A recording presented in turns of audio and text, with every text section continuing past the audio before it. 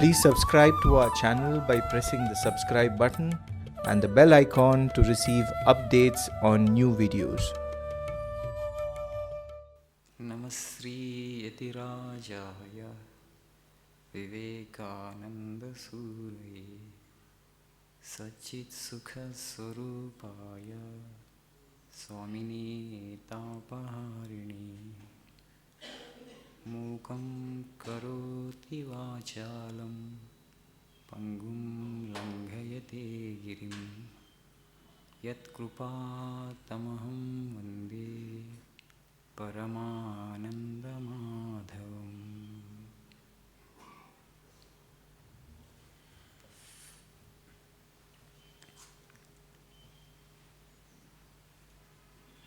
We are studying the chapter Non-Attachment is Complete Self-Abnegation from the Karma Yoga lectures of Swamiji. In the last class we discussed that perfect life is a contradiction in terms. Life implies death. Light means darkness. Happiness means misery. This world is always a mixture of the two. So there cannot be anything like perfect life. To attain perfection, the life must cease. Perfection lies beyond life and death. Life and death is a cycle. So to get out of the cycle is the goal and the objective. How to attain this objective through karma, through action itself, is what we are trying to understand through these lectures. So to attain that highest state of bliss or ananda, we must go beyond life itself. When you go beyond life, you go beyond death also. So death will happen only when there is life. When there is no life, there cannot be death also. So these go together. So beyond lies the truth. That which lies beyond life and death, that which lies beyond the physical and the psychological, is eternal because it is not a composition. It is not composed of elements, it is not composed of matter. So because it's not composed of matter, it's beyond space. Because it's beyond space, it's beyond time as well. So that is the eternal existence. That is God, that is the infinite, that is the absolute. So to attain to that is the ultimate objective of humankind. We can attain that through any of these four yogas: Karma Yoga, Jnana Yoga, Bhakti Yoga, Raja Yoga. So how to attain to that state through Karma Yoga, we are trying to understand and study. We have discussed that there are four kinds of men. Bhartrhari talks about these four kinds of men in the society. The first category, the extraordinary category, is highly self-sacrificing. We have many such examples in our scriptures, in our Puranas. People like the Rishi. Gods go and ask him, we want your bones. So we want your bones means we want to make a weapon out of your bones. Your bones are so powerful. So you have to give your bones. We want to make a weapon out of that bones to kill Rudrasura. So the Dichi was very glad to offer his body to them. Very glad to give his body. Practically what they were asking is, you give your life, we need your life. Okay? The Dichi gladly parted with his life. That was a self-sacrifice of exceptional kind. And the people who had developed total detachment for the body and mind, they would be too glad to give their body itself, the prana itself, somebody asks. All the great people, exceptionally great, would be able to do, but their number, Swamiji says, is very few. If there were 100 such men, we could consider that civilization as the greatest civilization. So that is the greatest and highest category. The second category is the people who do good to the society till that kind of work that they do doesn't injure, doesn't bring any pain to them. They work only to that extent. They want to do good to society. They will do only as long as it doesn't trouble them. This is the second category. And the third category is that They want to do good to themselves, even by injuring others. By injuring others, they seek their own ends. The selfish individual, you can say. But at least there is some purpose here. I injure you, I harm you, I want to grow at your expense because I want to grow. The way I know is only this. I want to grow at your expense. By harming your interest, I want to grow. I want to aggrandize myself. Okay, that is also tolerable to some extent. Anyway, you are harming me, but you grow. You want to enjoy life at my expense, fine. But there is a fourth category. Those who do injury to people, harm the interest of people just for the sake of injury. Neither they get benefited, nor the other individual gets benefited. But they keep doing harm to the society. They are the worst, and the Bhartrihari says, I don't know how to name them. They are unnameable. Okay? I don't know how to name them, those people. They also don't get anything by harming others, but they keep harming. That is their svabhava. So such kind of people are also there in the society. The exceptional people who are ready to sacrifice everything that they have got, including their life. Shibi Chakravarti, Rantideva, Chimutavahana, and Karna also, Bali Chakravarti. Exceptional example, Satya Harishchandra. He was ready to give up his life for the sake of truth. So the men of exceptional self-sacrifice, and their number is always few. And so, wherever such individuals may be, they may not follow any religion. They may not subscribe to a particular dogma or creed. They are respected. Okay? If somebody is self-sacrificing, irrespective of his or her religion, the people around will respect them, will stand in awe, or will stand in reverence of them. I am a selfish individual, but you are a self-sacrificing individual. I must bow before you. I must respect you. It automatically happens. Because you are displaying a quality which I cannot display. I am a selfish individual. I seek only my interest, but you are not seeking your own interest. You are ready to sacrifice your comfort and your well-being for the sake of others. So, irrespective of the religious faith, irrespective of the beliefs that you hold on to, people will respect such an individual. For example, people like Buddha, respected by everybody during his own lifetime also, because he became a monk and went on giving upadesha and teachings and his wise counsel, spiritual counsel to everybody who had come to him. So such people would be respected irrespective of their religious denomination, irrespective of their faith or belief. It always happens, in every society it happens. So they don't have to follow any religion. So that's why Swamiji is saying here, so self-abnegation is the goal. Whether you practice one particular faith or religion or denomination, whether you practice this yoga or that yoga, once you attain to that self-abnegation and that self-sacrificing spirit, you will be respected everywhere because you are displaying a quality which is not there with others. So, we have also discussed about this pravrutti and nivrutti. Pravrutti means accumulating things around oneself. Everything I want for myself and my family. Today many people are in pravrutti, intense pravrutti. So, you keep accumulating things around you. Whatever you could lay your hands on, you want it for yourself, for your family. And now you see today's society, the greed, we say that people succumb to greed. You don't need that much. You are not going to consume that much, but still you want to have more for yourself. What for?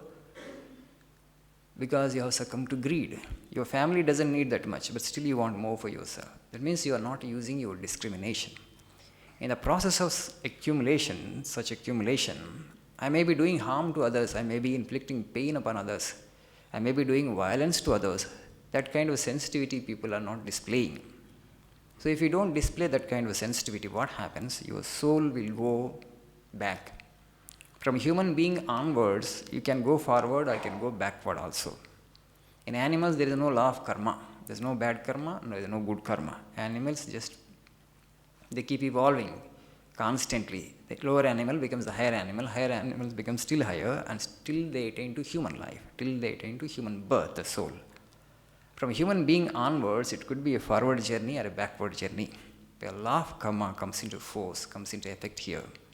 God has given us the faculty of discrimination. You have to keep the discriminating faculty always on. If I do the action this way, will it harm somebody else? Is it inflicting any pain upon others? If it inflicts pain upon others, then actually it's a bad action, it's a bad karma. you will have to reap the fruit of that action sooner or later. Nobody can escape. So you need to be wise. Suppose if you have too much of bad karma in your account, you will not get even a human birth. It's not easy to get a human birth again. So unless you have a minimum amount of punya to your credit in your account, it's not easy to get a human birth. That's the reason our scriptures ask us, oh man, you need to act consciously. You ought to act consciously.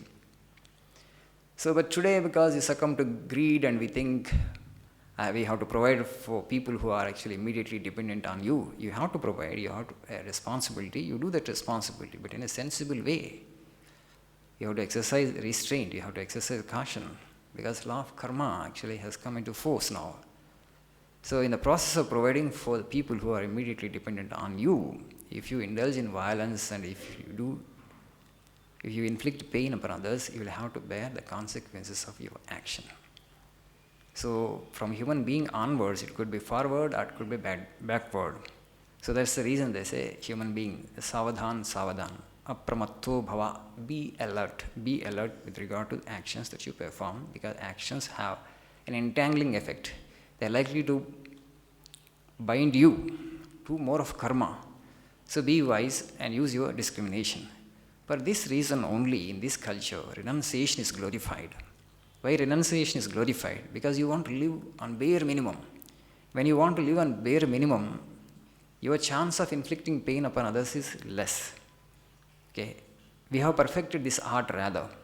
The ancient sages, if you see, they used to live in forests and they would take only as much as that is necessary to keep the body going, that much only, to keep the body going.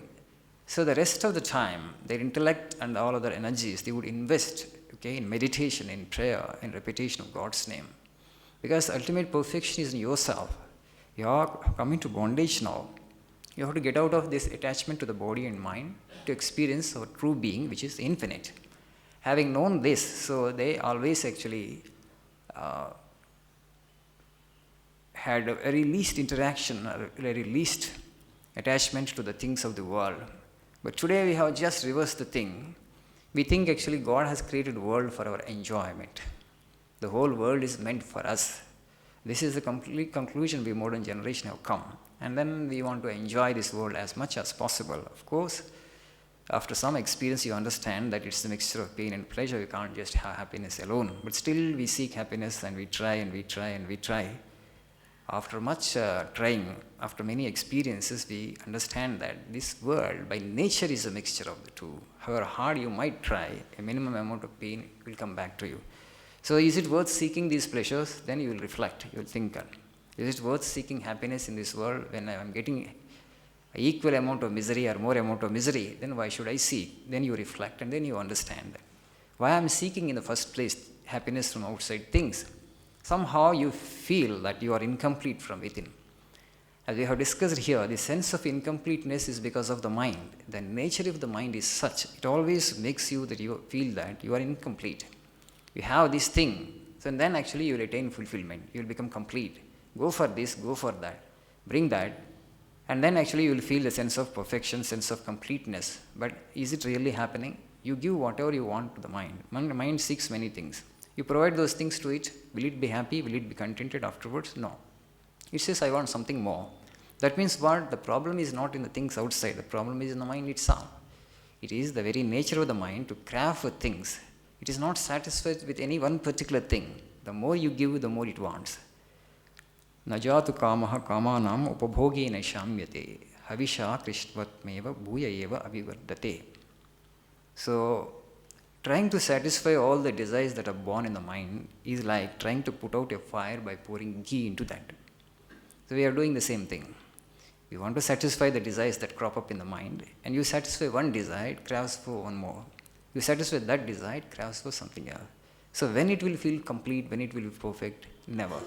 Always some sense of dissatisfaction, some sense of incompleteness lingers in every human being. But the man doesn't really reflect. So why it is happening to me like this? Where is the defect? Where is the fault? Then you understand the culprit is mind. It is designed like that. Then the culprit is mind. When you understand that the culprit is mind, then you will fall back upon yourself. You will turn inward. You want to analyze the nature of the mind.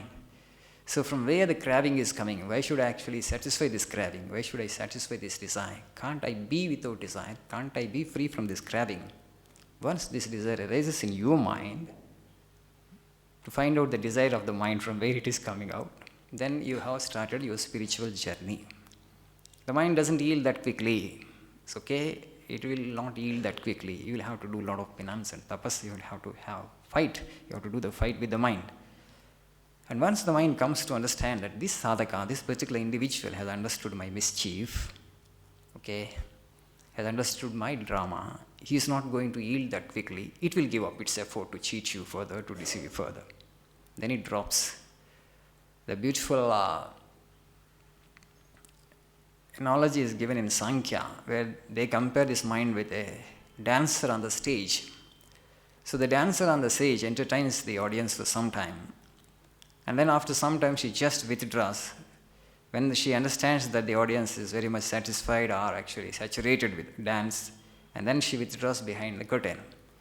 Like that, the mind actually withdraws from that individual who actually is sincerely seeking its annihilation. Those individuals who have understood that the mind which is playing all the mischief, and there is no way I can satisfy all the desires of the mind, I need not, because I am perfect by nature. I don't have to seek happiness from the things of the outside world or through relationships. Then it will fall back upon itself, it disappears. Once the mind disappears, you are in super consciousness, you are in your true nature, you are the infinite, Atman. So this is the aim and objective of all the 3 yogas, all the 4 yogas. What actually a karma yogi tries to achieve through selfless action or through complete self-abnegation, through non-attachment, a bhakti yogi tries to achieve through prayer. He will install his God in front of him, and day and night he will ceaselessly pray to the divinity and deity. And through intense prayer, he will try to achieve that self-effacement. Not I, but thou. Everything happens by your will, O Lord. So I am just an instrument in your hands. So this will be the constant prayer of the devotee. Let me not have this I, let me not have this ego sense. Let me not identify with this body and mind. This body and mind belongs to you. Just as you makes it play, okay, let it play according to your tune. So I am just an instrument in your hand. So this constant and ceaseless prayer, what he will attain? He will attain that self-abnegation. The I has disappeared. There is nothing I. Because it's all his, it's all his. It is all my chosen deities, it's all my Ramas, it's my Krishnas. A jnani tries to attain to this state through knowledge. What he does is, he keeps on denying the lower. Na iti, neti neti se, not the body, not the mind. So when you deny the mind and body itself, and you don't need the external world, so by constantly denying these 2 lower dimensions of his personality, he will gain access to the higher dimension of his personality, that is self, by denying the lower. That's how this is called path of discrimination. That's what the jnani employs, this kind of method. So the ultimate objective of all these yogas is the same. In karma yoga, the individual starts sacrificing his own individual life. Sacrifice in the sense that he learns to practice this non-attachment. So he doesn't allow the world to affect him, neither good nor evil. So only when you work for yourself, actually it will affect you. When the self is not there, I am not doing for myself, actually I am doing for others, then it will not affect you, it will not bind you. The karma or action that you perform, it will not entangle you. So day and night actually he will be working for others. I have no selfish gain here. I am not seeking my individual gain here. I have nothing to achieve through this action. I am working for others. So slowly you are practicing the self-abnegation. You work, but you don't expect anything in return. You work with total detachment. So then you don't have the fear whether actually the action that you are performing is a good action or bad action, because you are not attached. Neither good nor evil will stick to you in such case. You will be able to walk like a lion, because you don't have the fear actually. What will be the fruit of this action? Will I get the fruit that I am expecting? Because expectation itself is not there. So when you attain to that kind of mindset, by denying your individual interest constantly, you will come to a state where you will be able to deny the body and mind also totally. This happens only through intense self-effort and intense detached action. And then you have attained to the self-abnegation. Then you experience the bliss or ananda that comes in the wake of self-abnegation. Not I, but thou. What a bhakta attains, the same thing a karma yogi attains. What a karma yogi attains, a jnani also attains. All the paths actually lead to the same goal. What is that? Complete self-effacement or complete self-abnegation. No I. The whole universe belongs to God, including our bodies and minds. Somehow we have developed attachment to this limited individuality, limited body and mind, and we think this is we, and then the problem has begun, the problem has started. The infinite somehow descended into the finite. The unlimited has somehow become the limited. So again, the unlimited has to become the unlimited. The finite has to become the infinite. That is the objective. Nalpe sukhamasti, also we have discussed here, the Upanishad clearly says, nothing finite, nothing limited can actually give you eternal peace and happiness. We are all seeking eternal peace and happiness, but unconsciously, not knowing. As long as we have identified with this physical body and psychological body, there is no way you can have eternal peace and happiness, for the simple reason that the instrument or the upadhi that you have identified with or attached to itself is temporary, transient, and constantly changing. Then how can you have the ultimate and absolute peace and happiness through an instrument which is constantly changing? It is in a flux. And then if you discriminate to this extent, this much, you will understand that the reality is beyond the relative. Reality is beyond body and mind. It must be unchanging.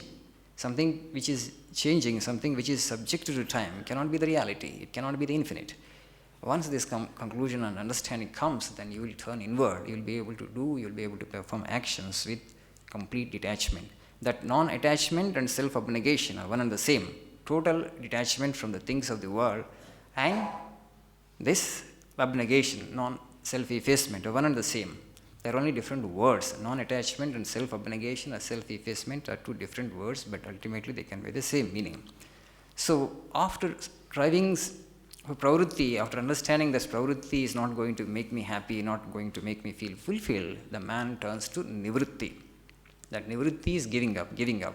So that giving up becomes your second nature, it becomes a kind of habit. And so, like that, if you practice constantly, there will come a time you will be able to give up, you will be able to part with the body and mind also. Because these are the upadhis which actually are limiting you. These are the adjuncts which actually Vedanta says are unreal. So, by identifying with these unreal adjuncts, actually, you have brought yourself into this bondage. So, now you have practiced detached work to such an extent that you will be able to part with the body also.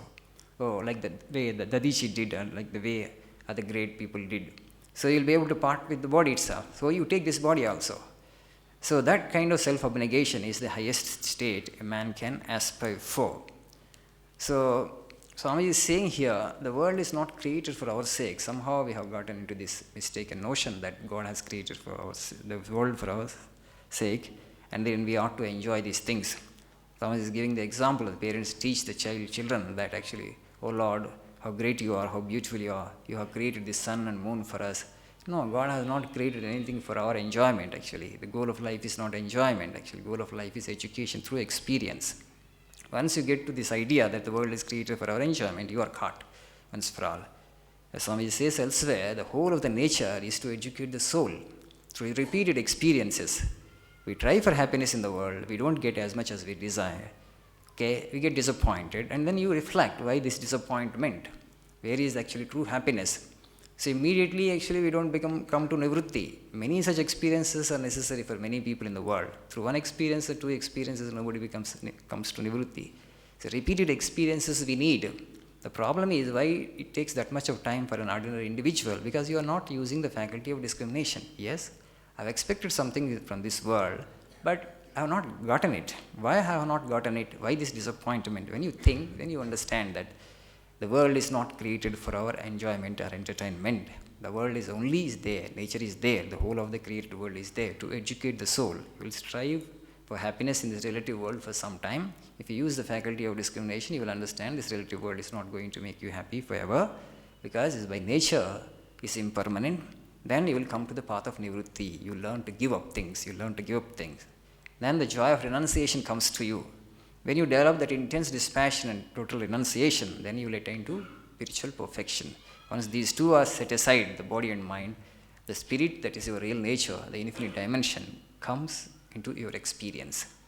Once that comes into your experience, the doubts like this, why did God create the world? Why there is so much of suffering in the world? All these questions actually will not be there at that stage, because God has not done this world.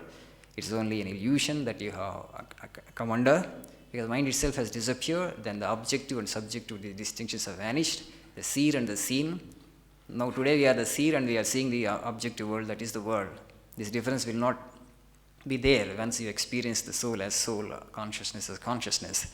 Then it's all one homogeneous existence. That is called nirvana, that is called kaivalya, that is called mukti, that is called samadhi, which Sri Ramakrishna Paramahamsa and Vivekananda and people of that spiritual caliber had experienced. So they ask us actually, come to the path, come to the sadhana, and don't just have questions. Through intellect you won't be able to understand everything. Come to sadhana and just do the sadhana, and at the end of the sadhana you will get an experience. That experience answers all your questions. After gaining that experience, you will not have any questions as to why God has created this world, why there is so much of suffering in the world. All these questions will become irrelevant at that point of time, because you have known the truth by experience. But today we are making an attempt to understand the ultimate truth through the intellect. But the ultimate truth is beyond the intellect.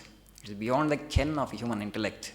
So our people and our rishis, so they did not reason too much. They said, they reasoned to the farthest limit that they could, and afterward they dropped reason and they plunged into sadhana and then come to this experience.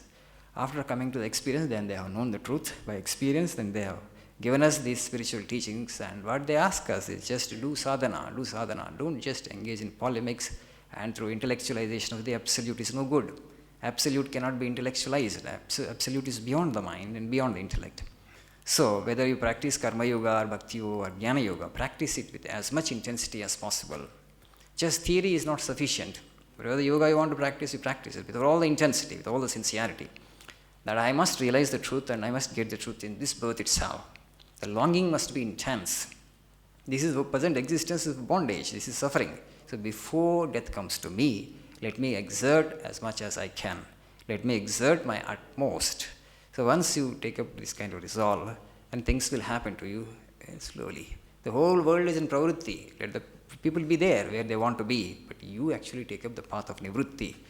Don't accumulate things you don't need. Turn inward, turn inward, turn inward. Truth is within you, very close to you. Only thing is you have to turn the mind inward.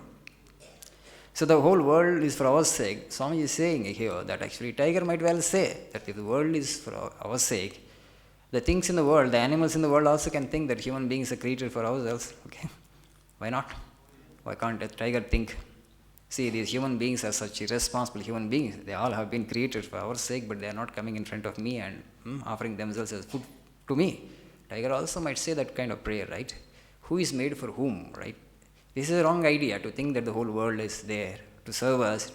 This universe is not human-centric.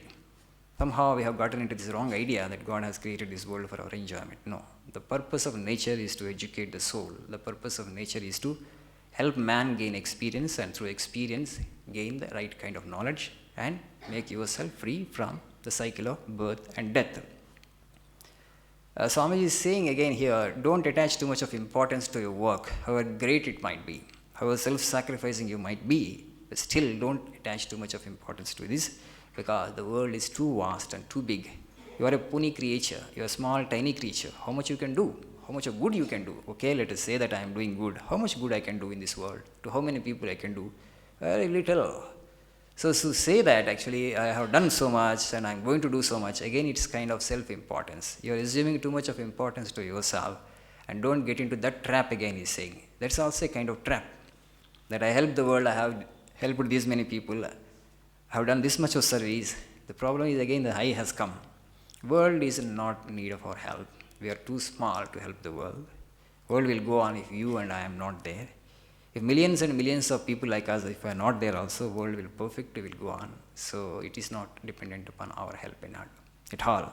As I already said and discussed here, if we get an opportunity to serve or to help any one particular individual, any suffering individual, consider it as a privilege given to you by the Lord, that's all. So with that kind of self-effacement, you must serve or you must help others. Not by thinking that I have helped these many people, I have done so much of good to the world, I have added good to the world. You can't add any goodness to the world. You can't. You are too small to add goodness to the world. So some amount of good and evil will always remain the same. But then why should we do good? By doing good to others, by feeling for others actually, we attain to this self-abnegation, and that is for our advantage and that is for our spiritual upliftment. The world actually only offers a platform. It is only a kind of laboratory, prayogasala, where we exercise ourselves. By engaging ourselves in good action, you attain to this self-abnegation or self-effacement, then you will attain to the truth. So you are just the porter. So whomever you have helped, the other individual whom you have helped, whom you think that you have helped, but actually he deserved by his own karma this kind of help through you. You are only a porter. You carried the help to him. You are just an instrument, a conduit of the Lord. The other individual deserved it by his own karma, previous karma, and you have just carried the fruit of his own action. God actually has used you as an instrument to give this fruit to him. That's all. So don't actually consider yourself as too important, and the world will go on without you and me also. The Swamiji is actually what kind of non-attachment, how we need to conduct ourselves in the world. We have this great story of Shuka Maharshi in our Puranas. You all know that Shuka actually is the son of Veda Vyasa. Vyasa, the name, when somebody utters the name Veda Vyasa, you should bow like this. Because all the scriptures that we have, okay, beginning with Brahma Sutras, Vedas actually has codified, classified Bhagavad Gita, Mahabharata, because he has done the Mahabharata, all the Puranas and Upa-Puranas. Everything that we have as spiritual literature is because of Vyasa. Is Vishnu Samsa, Vishnu's very form. God only has come to us in the form of that sage Veda Vyasa and has given us this much of spiritual knowledge.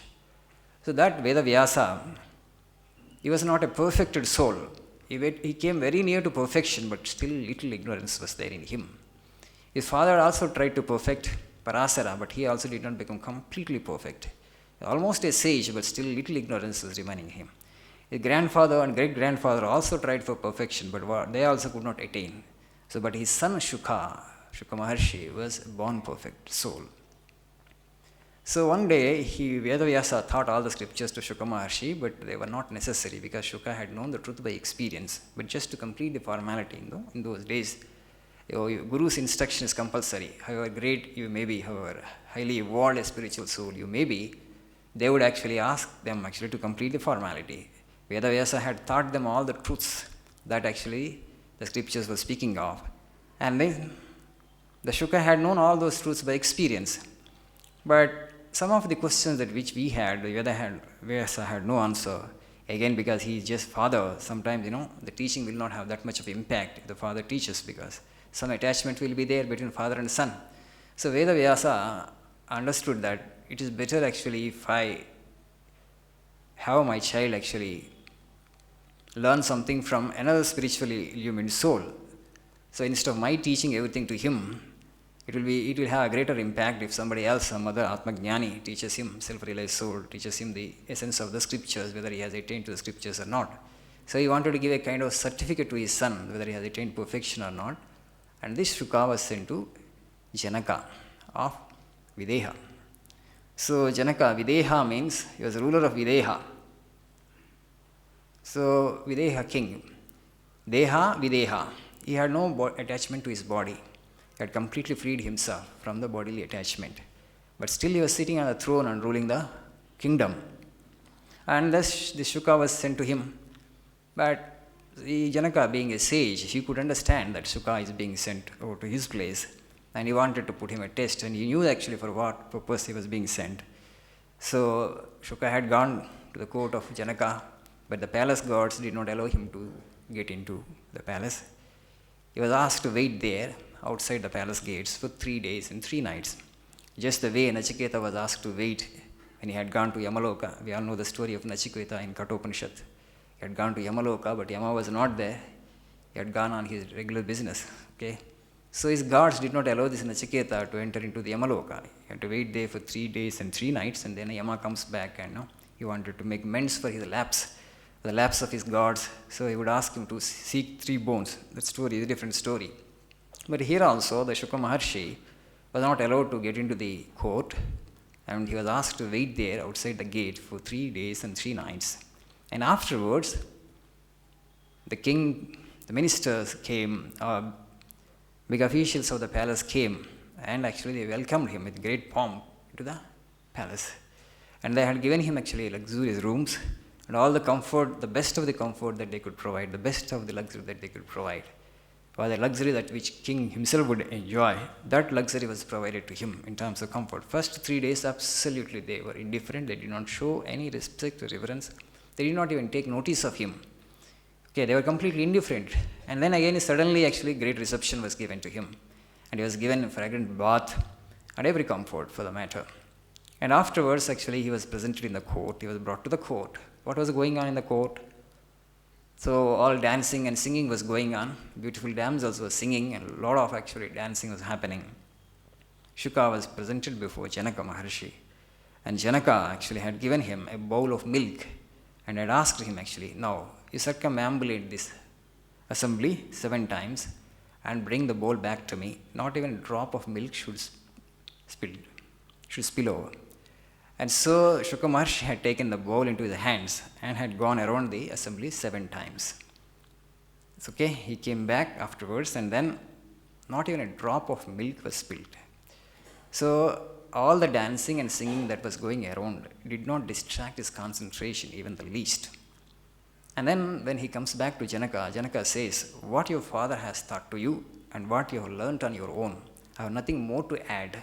You have become perfect, you have become a self-realized soul. There is nothing more for you to learn. You are a Brahmajnani, you are a complete Jnani. So Shuka had known it by himself because he had no doubts as such, because just he wanted to get a kind of confirmation from others who have experienced the truth before him, that's all. So that is actually the nature of Brahmajnana. After attaining to that, you will not have any doubts as such. So Janaka certifies Shuka that because highest temptation that they could provide at that particular point of time, that temptation was kept in front of him, but it did not distract his attention in the least. Then from that they certified that you have attained Brahmajnana. So you have no mind, you have no Prakriti, you have transcended Prakriti, you have become the Purusha, you have become the consciousness. So once you attain to that state, you feel completeness in yourself. Nothing of this world will attract you, however beautiful, however glamorous it may be. You don't need it because you are complete. Otherwise, the Indriyas, the nature of the Indriyas is such, some sound actually, it's a beautiful sound. So here, the sound enters our ear and we turn our attention to that. Some beautiful form, it attracts our attention. Some sweet smell, fragrance, it attracts our attention. So all the senses keep distracting us constantly, but once you attain to self-realization, the senses will not have any hold on you. The mind will not have any hold on you. You have transcended Prakriti, you have gone beyond the senses, you have gone beyond the mind. And that is attaining superconsciousness. That is attaining perfection.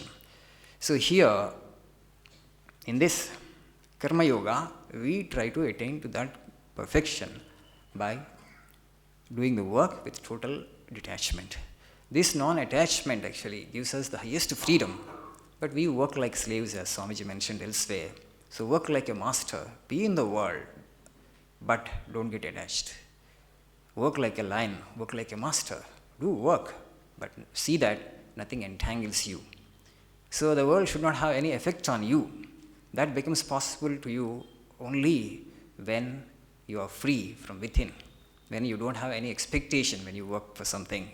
So is it possible? Yes, through practice it becomes possible. But now it has become very chronic with us to expect. We do some action, immediately some expectation is there. Why should I work? I need this, I need that. So working with that kind of expectation, that kind of hope on result actually is a kind of slavery. So avoid the slavery and work like a master. That's the teaching that we get in these Karma Yoga lectures. And now, the world, as Swamiji says, no two individuals see the same world. We make our own world. The world is a mixture of good and evil. For whom it's a mixture of good and evil? For those people who have not become perfect from within, for them actually it's a mixture of evil and good. For those people who are complete slaves of their mind, intensely selfish, for them actually the world appears also very selfish, the world appears as total evil. We see our own world, we make our own world, we forget that. So we have studied this example of Duryodhana and also, story, anecdote, what happened with and also Yudhishthira. So Yudhishthira could not see a single bad man in the entire city of Hastinapura. For Duryodhana, everybody appeared a bad guy, Everybody appeared actually a wicked individual. So where is the difference? The difference is in the minds of the people. For Yudhishthira, nobody appeared bad. Every individual has some good quality in him or her. So you could see only the beautiful aspect of life. And for Duryodhana, everybody actually is imperfect. Okay, everybody was imperfect and everybody had some defect in him or her. Everybody is a kind of idiot for him. So it all actually depends upon the way you look at it, and it all depends upon your tendencies and your samskaras, what kind of world you see. So for an individual who is totally evil and who is full of selfishness, the whole world also will appear as selfish world, and he will see the world as evil world. And that individual will never have a peace of mind. We are all in between, we are not totally evil and totally good, so we see the world as a mixture of good and evil. But for the individual who has attained to this complete self-abnegation and non-attachment, this world itself will get transformed into heaven. Because there is nothing to acquire, nothing to seek, nothing to gain. So every face is a beautiful face and every face is a divine face. And he will be able to, he or she will be able to love everybody equally. I have nothing to gain, you are not my competitor in any way. So every face is a beautiful face. Today all the friction that we see in the world, that is because of this. I see you as my competitor and I have some interest and you also have the same interest. So I am in conflict with you, I am in race with you, and we both are actually racing for the same thing. Then definitely there will be some kind of fear, some kind of ill will, some kind of jealousy or envy. All these things will crop up. But once I make myself totally detached from the things of the world, I don't care for the result. What is there for me to lose? I know that I have nothing to lose. So when I have developed myself to that extent, when I know that I have nothing to gain from this world, and I don't see anybody as my competitor, then I will be able to love all.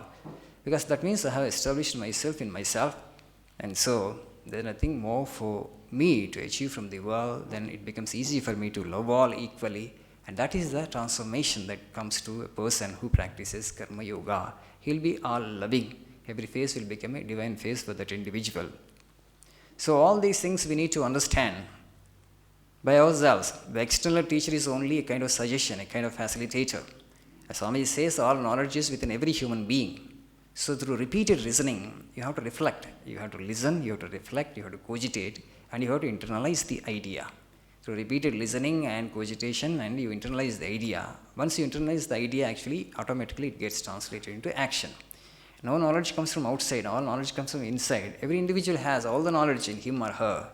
The only thing is, in some it has not become manifest, in some actually it has manifested, it's manifesting. So you think, you reflect on it again and again, and then internalize the idea, and then put something into practice. Once you taste the practice, increase the quantum of practice, more of practice, more of that practice, more of that practice, and then perfection will come to you one day automatically. So all yogas have this same aim, to help man attain to that completeness or self-perfection. So each of these yogas, if practiced sincerely, Swami is telling, will take you to the same goal. The goal is the same, the objective is the same. To attain to that self-effacement, or self-abnegation, or self-surrender, Bhakta calls it as, or what Ajnani calls it, going beyond the body and mind, not getting attached to the upadhis. The result is the same, but there are different paths to reach that. And Swami says that you combine all the four. Why only one yoga? Practice all the four in equal measure and make yourself free. When actually we have to long, when we are in the prime of your youth, when the body actually has not jaded and faded, when still there is some energy in you, that is the time to turn inward. Whereas, unfortunately in our culture, we have come to the conclusion that spirituality is for post-retirement. People have to become spiritual after 60 or 70. Or that is the wrong notion and idea that has gotten into our minds.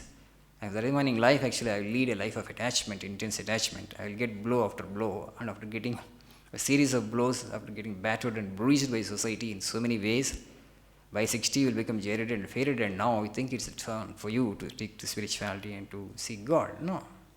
We are always spiritual, in fact, because when are we? How can we be without spirit? Are you without Atman? Are you without consciousness? Are you without soul? Sometimes people ask actually, is it spirituality compulsory for people? See, it's not the question of compulsory. It's not that it's optional. You are already spiritual because of spirit you live, because of spirit you survive. It's the spirit actually which animates your body and mind. You are already spiritual. You are already Atman. Only thing is, you are wrongly identified with the body and mind. That's why you don't experience the joy that Atman contains in it. Atman contains all the joy in it, absolutely. And you don't have to seek anything from the external world. So everybody can be a self-realized soul. There is no scarcity there, and everybody can enjoy that bliss.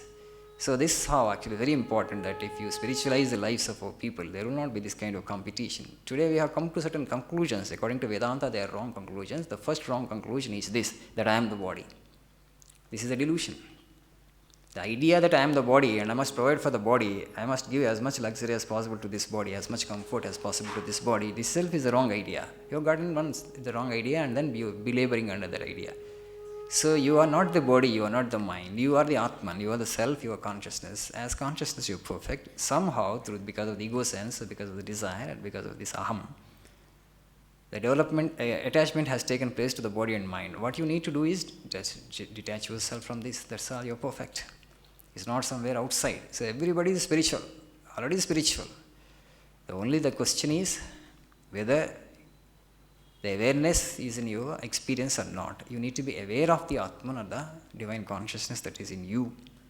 And when you reach to the absolute state, there is no question of the two, the experiencer and the process of experiencing a three, and the object being experienced. In that way you can't experience, because God cannot be object. You remain as that consciousness, that's all. You are that already. Tat-tvam asi. Shvetakesu. Tat-tvam asi. You are that. You are that infinite, immortal Atman. You are that infinite, immortal consciousness. Where this delusion that you are the body, that the mind actually, dispel that delusion. Be off from this delusion and you are perfect in yourself. So this wrong conclusion that you identify with the body and then I must provide for the body, and the more I can provide for the body, the more successful I am in the world. That's how actually we want to show ourselves to others. See, I am able to provide this much for my body. I am not actually living in a simple house, I am living in a palace. Because this much of palace I have provided for this body. Body doesn't need a palace as such. It's your mind, it's an idea. You can live in a small hut or you can live in a palace. But to construct that palace, how much of time and energy you have invested there? Useless, because you have spent your time in vain, in fact. So much of your Aish, so much of your lifespan actually you have spent in that, which is useless. This is what our Rishis have told us. Be wise, be wise. You have a definite time, definite lifespan. You don't have thousands and thousands of years. You don't have that luxury of time. It's a limited period of time from birth to death. So he is a wise man or she is a wise woman who actually makes good use of this time. So how to make good use of this? Engage in spiritual sadhana. When you are still in the prime of youth, when actually your senses are strong, and actually acquire something that which is spiritual, at least a glimpse of that, a glimmer of that. If that comes into your experience, and at least you will not have the fear of death. You might not attain to the highest self-realization, highest experience, but this effort will not go in vain. It will continue for the next birth and next birth and next birth.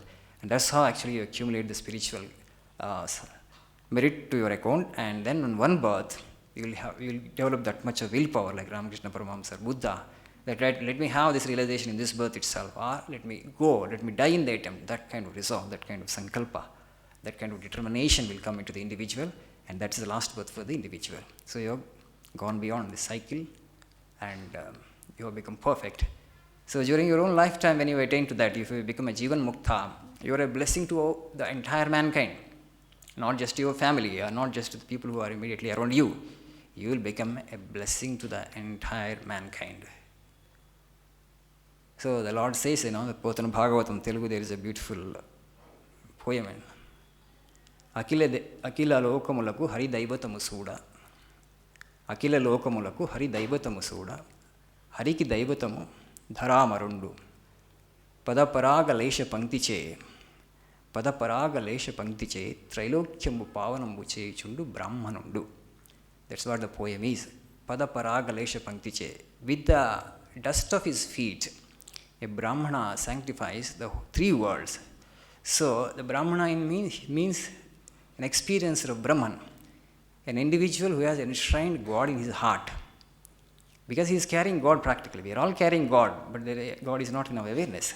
But that individual who has brought God, who is dwelling in his own heart, into his experience, into his awareness, that individual is not an ordinary individual. He is verily the embodiment of God. He is just a form of God in human form, that's all. He is human in form, but he is God himself, walking in our midst. So that is the value of that individual. So he will be able to sanctify all the three worlds. That's the glory of that individual. So we all have that possibility. Sri Ramakrishna says actually, diamond is within you, and you are looking for glass beads, you are running for glass beads. God is within you, the ultimate truth. We hear it so many times, so we become indifferent to it. Everybody is saying that God is within, God is within. If you are really alert, if somebody, first time when you listen that God is within you, immediately what will happen to it? What should happen to you? With ultimate reality, that reality which has created this universe is within me means, what does it mean? You ponder on that. What does it mean? You ponder on that, you explore the full scope of that statement, and then how God, that supreme power who has created this such a vast universe, can reside in me. As physical entity, he cannot. Then what? He will stay as, he will reside as the soul. The individual spirit and the universal spirit are one and the same. The water drop and the ocean are one and the same in quality, right? Water drop can merge in ocean. You just put a water drop into the ocean because it just merges into that. So that water drop of consciousness actually has come into us. The all consciousness is everywhere, it is all pervading. We are actually living in the midst of that ocean of consciousness, and this water drop of consciousness is separated, as it were, by the identification with the body and mind. Because of this attachment to these upadhis, this water drop of consciousness is separated, as it were. Real separation can never happen. It's only an illusory separation. And so get rid of this illusion, get rid of this identification, and become one with that ocean of consciousness. It's always there, everywhere there. When Sri Ramakrishna had that experience of Divine Mother, he lost, that's all, his normal consciousness. Afterwards, when he came to normal consciousness, what did he say? So a supreme power actually engulfed me, and the room and all the utensils and the articles have disappeared, and in some homogeneous state I had gone. So as much as he could put in words, he had put. So the whole thing became one for me. No body, no senses, no mind, no world and me, separate existence. It's all one homogeneous, indivisible consciousness. That was his experience. That experience is possible to every one of us. In fact, we are experiencing it every day in Sushupti, in deep sleep state, but in ignorance. We are not conscious of that experience. We are actually dissolving into the infinite, and then we become the finite when we wake up every day morning. In ignorance it is happening. If it happens consciously, you are a Mukta Purusha, you are a Jivan Mukta, you are a perfected soul, and you become blessing to the entire mankind. So let us try our best to attain to that state of spiritual perfection in this birth itself by practicing all the yogas.